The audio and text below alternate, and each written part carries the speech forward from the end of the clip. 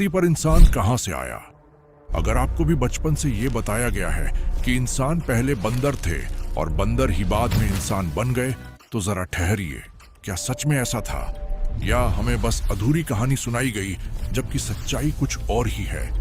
क्योंकि इंसान बंदरों से नहीं आया, तो फिर इंसान इस धरती पर कैसे आया? ये सवाल कुछ वैसा ही है जैसे पहले मुर्गी आई या अंडा। अगर कहो अंडा पहले आया, तो बिना मुर्गी के वो आया कैसे?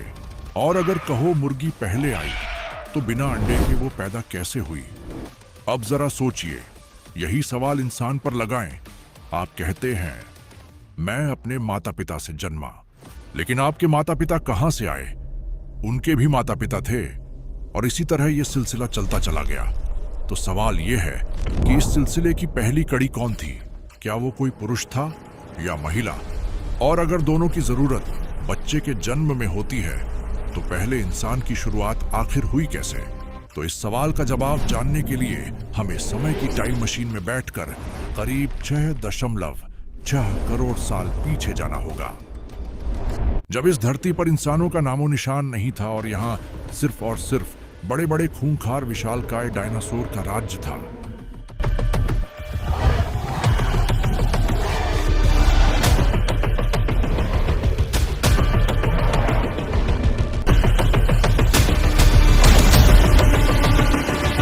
लेकिन फिर एक दिन धरती से बहुत विशाल उल्कापिंड टकराया, और उसके टक्कर की ऊर्जा इतनी जबरदस्त थी कि वो लाखों एटम बमों के बराबर थी।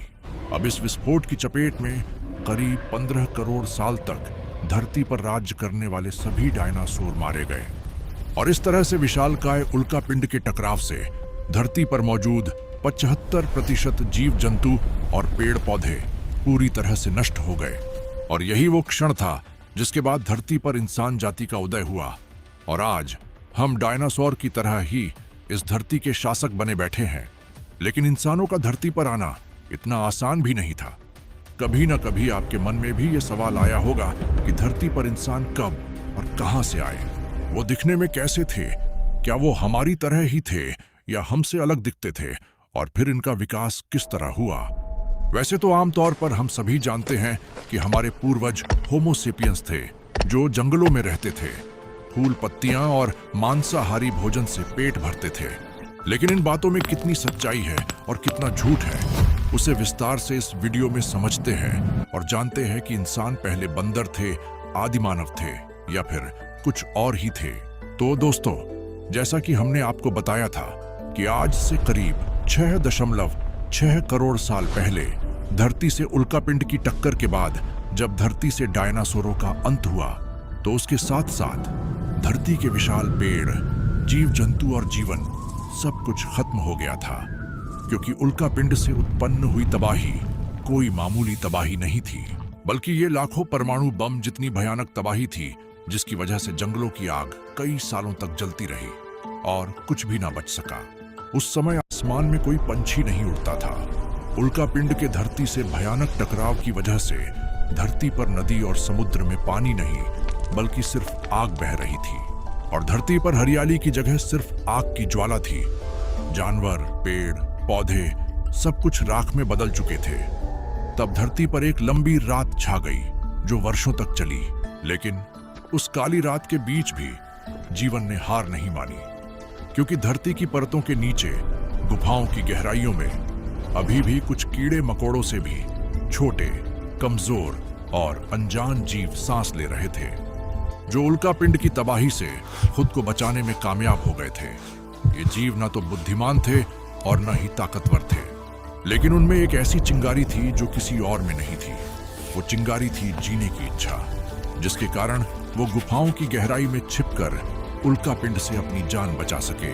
लेकिन अब उनके सामने जीने की एक और गंभीर समस्या थी, क्योंकि धरती पर उनके जीने के लिए न तो खाना बचा था और न ही पानी बचा था, और न ही जीने की सबसे जरूरी चीज ऑक्सीजन बचा था। लेकिन कहते हैं कि जिसे जीने की इच्छा होती है, वो किसी भी तरह से खुद को जिंदा रख ही लेता है, और यही इन छोटे जीवों ने किया। ये राख को ही खाकर पचाने लगे और किसी तरह धीरे धीरे जीने लगे, और फिर आगे चलकर यही वो प्राणी बने जिनके भीतर से इंसान का बीज फूटा और धरती को सबसे बुद्धिमान प्राणी इंसान मिला। लेकिन ये सफर अचानक तय नहीं हुआ, बल्कि इसमें सदियां बीत गई, जिसकी शुरुआत आग का गोला बनी धरती पर हरियाली आने से हुई।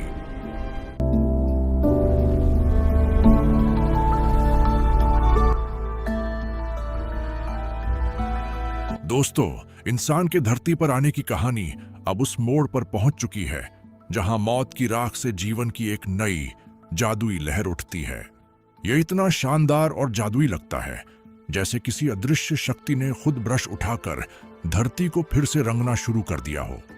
आज से लगभग 65 मिलियन साल पहले पेलियोजीन काल में सदियों के सन्नाटे के बाद धीरे धीरे वक्त बीता और मौसम बदले। धरती की आग फिर से धीरे धीरे कम होनी शुरू हुई और आसमान साफ होने लगा। धूल छंटती है, सूरज की पहली किरण धरती पर पड़ती है और जैसे किसी जादूगर ने छड़ी घुमाई हो, जीवन फिर से जाग उठता है। कई सदियों के बाद आसमान साफ होने से धरती पर पानी की बूंदें बारिश बनकर गिरती हैं। धरती पर रह रहे छोटे जीवों को सदियों बाद पहली बार पानी मिलता है और उनकी प्यास बुझती है। आप सोचकर देखिए कि आपको एक दिन पानी नहीं मिले तो आपका क्या हाल होगा। लेकिन इन जीवों की कई पीढ़ियों को पानी का एक बूंद भी नसीब नहीं हुआ था। फिर एक दिन जब उन्हें यह पानी मिला तो उस बारिश के पानी ने धरती की भी प्यास बुझा दी।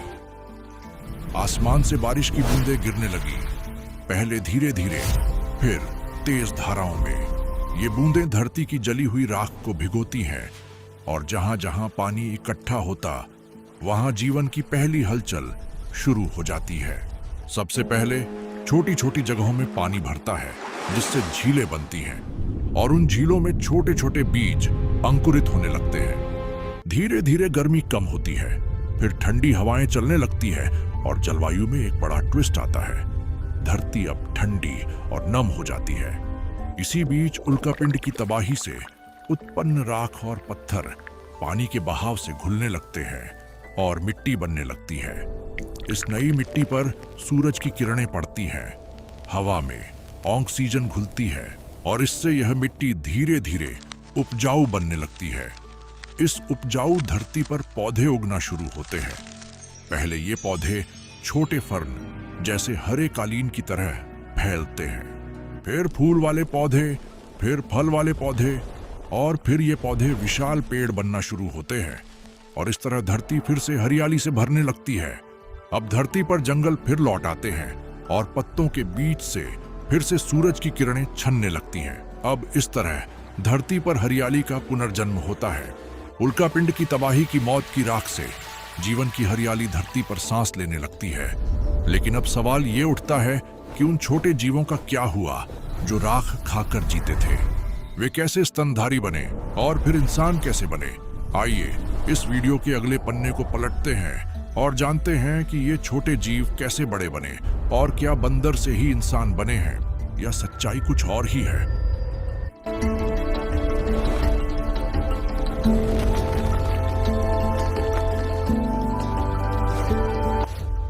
पानी, हवा और सूरज की किरणें आने से जब धरती पर हरियाली लौट आई तो मौत के डर से बिलों और गुफाओं में छिपे हमारे छोटे छोटे पूर्वज जीव, वही जो राख खाकर जीते थे, वो भी बाहर निकले। लेकिन जब वो बाहर निकले तो वो अब छोटे कीड़े मकोड़े नहीं थे, बल्कि पहले से ही वे स्तनधारी बन चुके थे। पीढ़ियां बदलते बदलते ये जीव अब चूहे, छुछुंदर, छिपकली, सांप और बिल्ली जैसे रूपों में ढल चुके थे। ये अब राख नहीं, बल्कि कीड़े और अपने से छोटे जीवों को खाकर जिंदा रहने लगे थे। इसी को आज हम स्क्रिबलर कहते हैं। ये स्क्रिबलर जंगल की नई हरियाली में निकले और इनके फर नरम थे, आंखें चमकदार थी और यही स्तनधारियों की सुपर पावर थी जो उन्हें उल्कापिंड की तबाही से पहले मौजूद विशाल सरीसृपों, रेप्टाइल्स से अलग बनाती थी। ये स्क्रिबलर कीड़े पकड़ते थे, लेकिन अब उन्होंने नए पौधों के फल भी चखना शुरू कर दिया था। धरती के दोबारा विकास की यह जादूगरी आज से 65 मिलियन साल पहले शुरू हुई थी।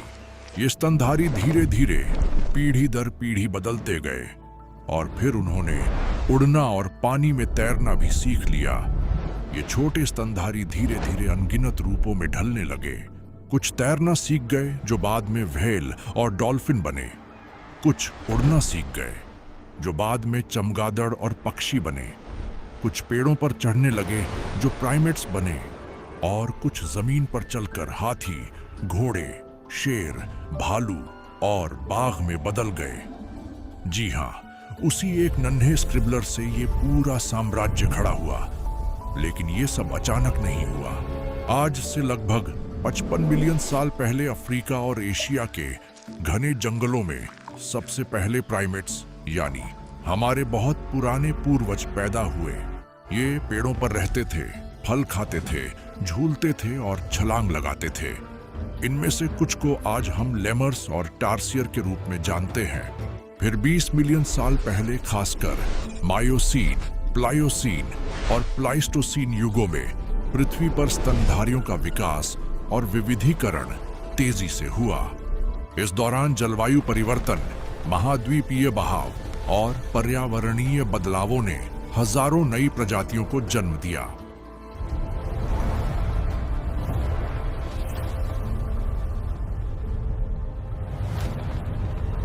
फिर करीब 20 मिलियन साल पहले के आसपास मायोसीन युग में धरती पर स्तनधारियों का दूसरा विशाल विस्फोट हुआ। यह समय था जब उस एक नन्हे स्क्रिबलर की संतानें अलग अलग रूप धारण कर रही थीं। यह विकास की ऐसी जोरदार लहर थी कि धरती पर एक भगदड़ मच गई। घोड़ों ने तेजी से दौड़ना सीखा। उनके पूर्वजों से गैंडे जैसे मजबूत जानवर विकसित हुए। आज के हाथियों के पूर्वज जैसे मास्टोडन्स विशालकाय रूप ले चुके थे। समुद्र में व्हेल और डॉल्फिन की प्रजाति भी विकसित हो चुकी थी। शिकारी परिवारों जैसे कुत्ते, बिल्लियां, भालू और हाइना का उदय भी इस क्रम में हुआ। इन्हीं में से सेबर टूथ्ड कैट्स जैसे खूंखार शिकारी पैदा हुए और सबसे विशाल इंड्रिकोटेरियम भी पनपे जो हाथी से भी कई गुना बड़े थे। हालांकि अब ये धरती से विलुप्त हो चुके हैं। इस तरह अफ्रीका और एशिया के जंगलों से लेकर घास के मैदानों तक स्तनधारियों की लगभग 4000 से ज्यादा प्रजातियां विकसित हुई, जो आज की जैव विविधता की नींव है। लेकिन इस विशाल दौड़ में सबसे खास थी एक छोटी सी शाखा, बंदरों जैसे प्राइमेट्स। करीब 20 मिलियन साल पहले अफ्रीका में ये प्राइमेट्स विकसित हुए। इनके पास हाथों से चीजों को कसकर पकड़ने की क्षमता थी और सबसे महत्वपूर्ण, इनके पास थोड़ा समझने की एक अलग शक्ति भी थी। जी हाँ, यहीं से दिमाग का असली विकास शुरू हो गया था। ये अपनी इसी समझदारी के कारण छोटे झुंडों में रहते थे, पेड़ों से कूदते थे और फलों को छील कर खाते थे। धीरे धीरे ये प्राइमेट्स 2 बड़े समूहों में बंट गए, न्यू वर्ल्ड मंकीज दक्षिण अमेरिका और ओल्ड वर्ल्ड मंकीज अफ्रीका और एशिया। लेकिन इन सभी विकासों के दौरान किसी को कानो कान ये खबर नहीं थी कि धरती के असली राजा यानी इंसानों का विकास अब भी बाकी है। इन 4000 प्रजातियों में से सबसे खास थी बंदरों की एक नई प्रजाति, एप्स यानी वानर। इनके दांत बड़े और जबड़े मजबूत थे और इनका दिमाग बंदरों से भी बड़ा था। ये पेड़ों पर ही रहते थे, लेकिन पेड़ों पर भी सीधा चलने की कोशिश करते थे। फिर इन्हीं वानरों की कई शाखाएं बनी, गिब्बन, ओरंगुटान, गोरिल्ला और चिंपैंजी। और वानरों के विकास की कड़ी में सबसे अंत में आए होमिनिन्स यानी इंसानों की शाखा। इसी शाखा से धरती पर सबसे ज्यादा विकास हुआ।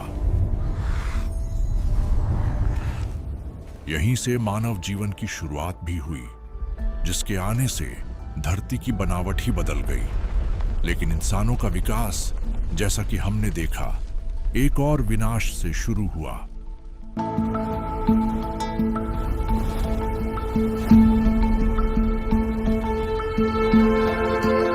दरअसल आज से लगभग 7 मिलियन साल पहले अफ्रीका में एक बड़ा रहस्यमय बदलाव शुरू हुआ। वहां जलवायु फिर बदलनी शुरू हुई, लेकिन यह बदलाव अचानक नहीं था।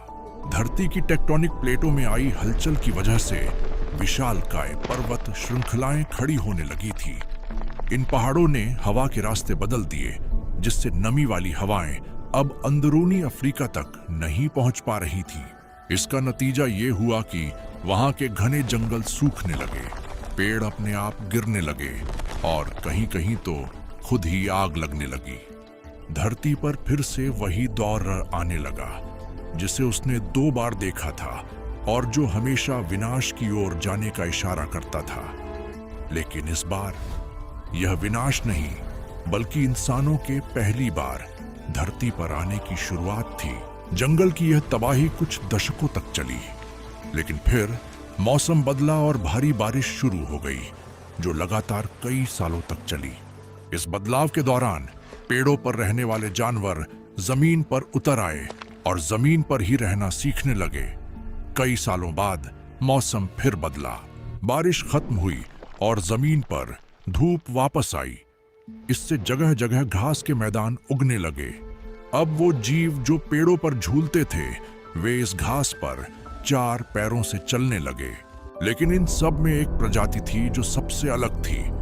वानरों की प्रजाति में से एक, साहेलांथ्रोपस चाडेंसिस, जिसे हम मानव वंश की शुरुआत मानते हैं। बाकी जानवरों के मुकाबले साहेलांथ्रोपस में दिमाग थोड़ा ज्यादा था और उसे 2 पैरों पर चलना आता था। हालांकि वह अभी भी बंदरों जैसा ही दिखता था।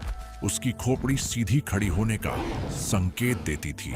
और फिर वह पल आया जब ये पहली बार अकेले 2 पैरों पर जमीन पर थोड़ा झुककर चला। और यही वह पल था जब प्रकृति ने उसे इंसान बनने की दिशा में अपना पहला कदम उठाने दिया। तो इस कहानी को सुनकर आपको अभी तक यही समझ आया होगा कि बंदर ही इंसानों के पूर्वज थे। लेकिन इतनी जल्दी किसी भी बात को मानना सही नहीं है, क्योंकि इसके बारे में हमारे वैज्ञानिकों की एक अलग राय है। एक राय जो उन्होंने अपने दशकों के अविश्वसनीय खोजों से प्राप्त की है।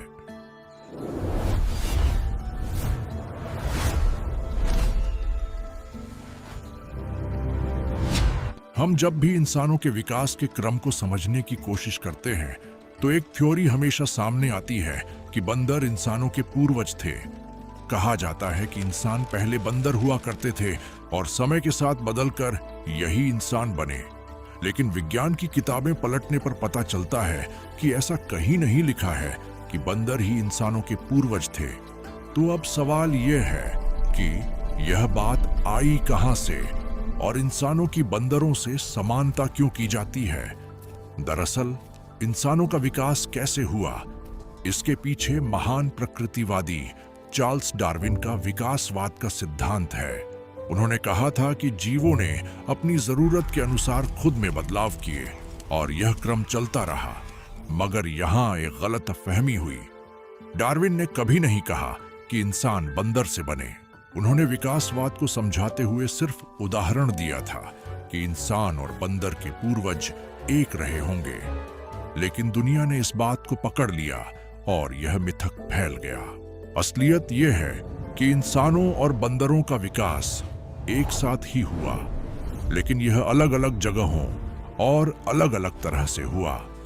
यही कारण है कि हम दोनों में समानताएं भी हैं और कई भिन्नताएं भी हैं। यह सिद्ध करता है कि हम दोनों के पूर्वज एक थे, लेकिन बंदर हमारी प्रजाति नहीं है। जीव विकास के इसी क्रम में अलग अलग मौसम और जलवायु के प्रभाव में एक नई प्रजाति का जन्म हुआ था।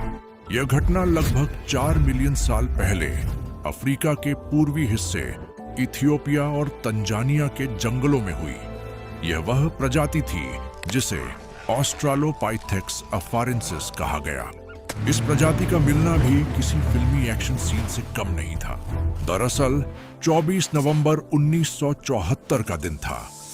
चिलचिलाती धूप में इथियोपिया के हाडार क्षेत्र में अमेरिकी मानवशास्त्री डोनाल्ड जोहानसन और टॉम ग्रे की टीम बड़ी बेचैनी से कुछ खोज रही थी। वे फावड़ा, बेलचा और मशीन की मदद से जमीन खोद चुके थे। तभी उनका एक असिस्टेंट जोर से चिल्लाया, सर, जल्दी इधर आइए। डोनाल्ड, जो अपनी चाय पी रहे थे, वह टेबल पर ही छोड़कर कैंप से भागते हुए अपने असिस्टेंट के पास गए। उन्होंने वहां जो देखा उसे देखकर उनके होश उड़ गए। उन्हें रेत और मिट्टी के बीच कंकाल के कुछ हिस्से मिले, हाथ, पैर, पसलियां और खोपड़ी का टुकड़ा। वे तुरंत उसे कैंप लैब में ले गए। कई दिनों तक दिन रात रिसर्च करने के बाद वैज्ञानिकों को पता चला कि यह जीवाश्म का ढांचा लगभग 3.2 मिलियन साल पुराना है। इसमें एक महिला का लगभग 40% कंकाल शामिल है। इसमें सबसे चौंकाने वाली बात यह थी कि इस जीव के कूल्हे और पैर की हड्डियां मुड़ी हुई थी। इससे पता चला कि वह 2 पैरों पर सीधे खड़ी होकर चल सकती थी, लेकिन उसकी भुजाएं लंबी थीं और उंगलियां मुड़ी हुई, जिसका मतलब था कि वह अभी भी तेजी से पेड़ों पर भी चढ़ सकती थी। ये किसी आम बंदर का ढांचा नहीं था। यह वह जीव था जो न पूरी तरह से बंदर था और न ही पूरी तरह से इंसान, बल्कि ये उन दोनों का संगम था। तब उन्होंने उस जीवाश्म का नाम रखा लूसी। लूसी का नाम बीटल्स के मशहूर गाने Lucy in the sky with diamonds से रखा गया, जो उस समय खोज स्थल पर बज रहा था। लूसी की प्रजाति ने ही बंदरों और इंसानों के बीच की लापता कड़ी, मिसिंग लिंक को जोड़ा। इसने बताया कि बंदर हमारी प्रजाति नहीं है, बल्कि लूसी और बंदर की प्रजाति से इंसान की प्रजाति सिर्फ मिलती जुलती है। लूसी वह थी जो बंदर की तरह पेड़ों पर चढ़ती थी और इंसानों की तरह सीधी चलती थी, लेकिन इंसान की असली सुपर पावर थी खोज करने की क्षमता और सोचने की शक्ति। अब कहानी यहीं से और दिलचस्प हो जाती है। लूसी की खोज ने हमें दिखाया कि इंसान का सफर कोई सीधी रेखा नहीं था, बल्कि यह एक जटिल, टेढ़ी मेढ़ी पारिवारिक ट्री थी। कुछ शाखाएं समय के साथ खत्म हो गई और कुछ आगे बढ़ती चली गई। लूसी उसी पेड़ की एक बहुत अहम शाखा थी। कुछ शाखाएं समय के साथ खत्म हो गई और कुछ आगे बढ़ती चली गई। लूसी उसी पेड़ की एक बहुत अहम शाखा थी। लूसी की शाखा से ही लगभग 7 लाख साल पहले होमो हाइडेलबर्गेंसिस जैसी प्रजातियां आई, जो होमो इरेक्टस से विकसित हुई, और यही प्रजाति आगे चलकर आधुनिक इंसान बनी। लूसी के मिलने के बाद वैज्ञानिकों का मनोबल बढ़ा और उन्होंने इंसान की पहली प्रजाति को खोजने का काम और तेजी से चालू कर दिया। समय बीतता गया और आखिरकार हमारे वैज्ञानिकों को वह मिल गया जिसकी हमें तलाश थी, होमो सेपियंस। इनके जीवाश्म अफ्रीका के मोरक्को की जेबेल इरहौद गुफाओं में मिले। रिसर्च के बाद पता चला कि ये लगभग 3 लाख साल पुराने हैं और ये इंसानों के सबसे पहले पूर्वज हैं, जो 70% हमारे जैसे ही दिखते थे।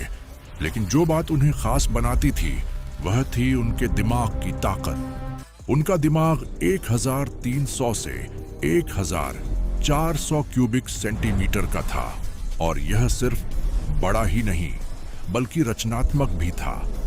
इसी बीच वैज्ञानिकों को एक और खास जीवाश्म मिला, जो करीब 25 लाख साल पुरानी प्रजाति थी। होमो हैबिलिस था। होमो हैबिलिस का मतलब है हैंडमैन, यानी औजार बनाने वाला मनुष्य। उन्हें यह नाम इसलिए दिया क्योंकि खोज के दौरान वैज्ञानिकों को पत्थर को तराश कर बनाए गए औजार मिले। होमो हैबिलिस पहले जीव थे जिन्होंने औजार बनाना शुरू किया। लेकिन दोस्तों, ये सब तो सिर्फ इंसान की पहली पीढ़ी मिलने का सबूत था। असली कहानी तो यहीं से शुरू होती है। तो इंसानों को लेकर हमारी कहानी यहीं पर समाप्त नहीं होती, बल्कि मानव विकास की ये कहानी यहीं से शुरू होती है। होमो सापियंस की प्रजाति कैसे आदिमानव बनी, उन्होंने आग और हथियार की खोज कैसे की, और फिर कैसे आदिमानव आधुनिक मानव बने, ये जानने के बाद ही आप इंसान के जीवन की असली कहानी समझ पाएंगे कि जंगल में जानवरों के बीच रहकर आखिर होमो सेपियंस ने कैसे जीवित रहना सीखा। उनके पास जानवरों से ज्यादा दिमाग कैसे आया, और फिर उन्होंने कैसे समाज, भाषा और सभ्यता की नींव रखी। ये जानने के लिए इस वीडियो का पार्ट 2 देखना ना भूले, जिसका लिंक वीडियो डिस्क्रिप्शन में आपको मिल जाएगा। और जाने से पहले अगर आपको यह सफर पसंद आया हो तो इस वीडियो को लाइक, शेयर और चैनल को सब्सक्राइब जरूर करें ताकि इंसान आखिर इंसान कैसे बना इसकी जानकारी आपको सबसे पहले पता चले। अंत तक हमारे साथ बने रहने के लिए धन्यवाद।